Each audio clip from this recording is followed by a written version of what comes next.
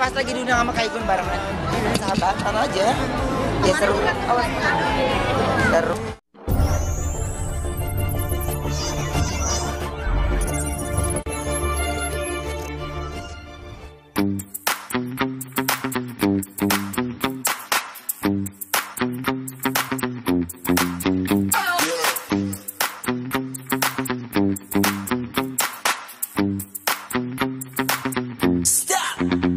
Pemirsa, sama-sama single, kedekatan Ruben Onsu dengan Desy Ratnasari kini sedang ramai diperbincangkan.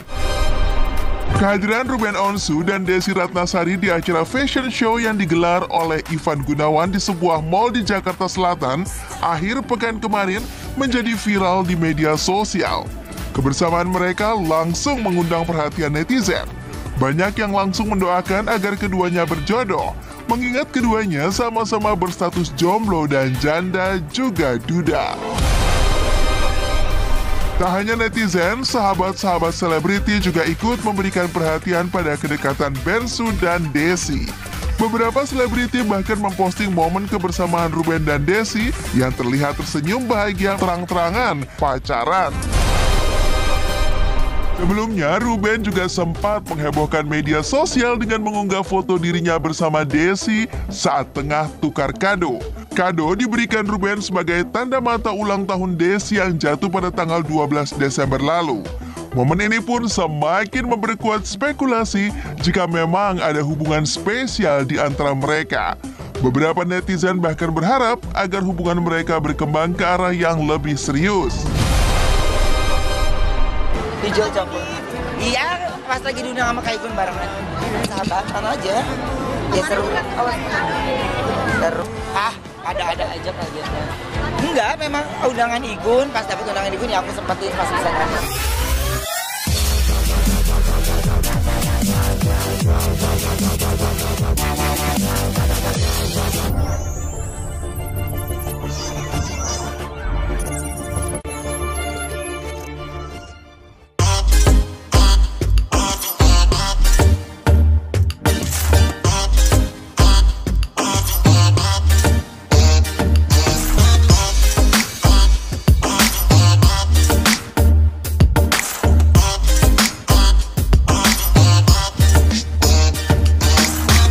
Halo pemirsa, keterbatasan kondisi fisik setelah disiram air keras membuat Agus Salim tidak lagi dapat bekerja dan menghasilkan uang untuk bertahan hidup.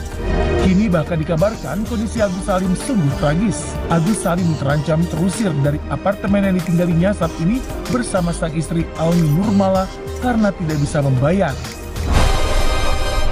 Agus Salim terpaksa harus menghela nafasnya dalam-dalam karena uang donasi yang ia perjuangkan hingga mencapai 1,3 miliar rupiah justru telah dialihkan untuk membantu korban bencana alam di Lewatobi oleh Doni Sumargo melalui kesepakatan Ketua Yayasan Rumah Peduli Kemanusiaan yang baru menggantikan Pratiwi Novianti, Berry Julian, dan kuasa hukum dari para donatur Pablo Benua. Saran aku untuk Mas Agus saja, datanglah ke rumah Bang Densu kalau memang menginginkan pengobatan. Itu aja. Jangan berharap Bang Densu yang datang, karena itu kurang baik. Ya terserah, kalau memang mau tahan-tahanan lagi ya udah rugi lagi kan gitu. Wah pasti kecewa lah gitu. Yang itu kan sebagai bahan olok-olokan mereka buat saya jadinya gitu. Mereka niatnya ngebantu apa mau mempermainkan saya atau mau intimidasi saya sih sebenarnya gitu, mau eksploitasi saya.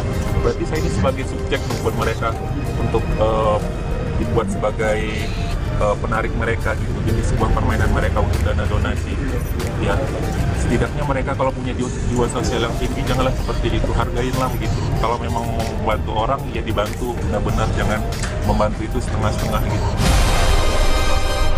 Terkendala biaya hidup yang kini semakin mahal serta jauh dari pasar rakyat, kini Agus Salim harus berpikir dua kali demi menyembuhkan matanya agar dapat sembuh dan bisa kembali bekerja untuk kelangsungan hidupnya. Maka Agus direncanakan tidak lagi tinggal di apartemen dan akan dipindahkan ke kontrakan ataupun kembali lagi ke rumah Wawa. Melalui kuasa hukumnya Farhad Abbas, Agus Salim bertekad berjuang mencari keadilan melalui jalur hukum. Boleh dikatakan kayak penggelapan lah gitu, dan juga penipuan serta pencucian uang kira-kira.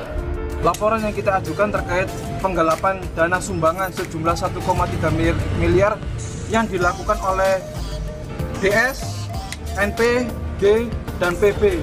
Mereka ini adalah otaknya ya untuk melakukan pengalihan dana donasi atau sumbangan kepada korban bencana alam Nusa Tenggara Timur.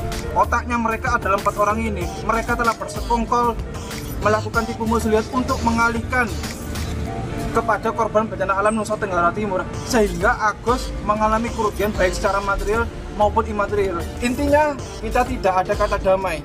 Proses hukum akan berlanjut. Kita hargain keyakinan mereka, tapi kalau dari sisi kita apapun itu kita siap mengklarifikasi aja sih. Kita nggak ada masalah tentang itu. Cuman memang tadi kan kalau cara-caranya mungkin disebutkan dia ingin memenjarakan begini-begini. Yang bisa memenjarakan orang itu bukan kita, bukan orang sipil, tapi ada prosesnya, ada orang-orang, ada aparat penegak hukum yang memang bisa berwenang.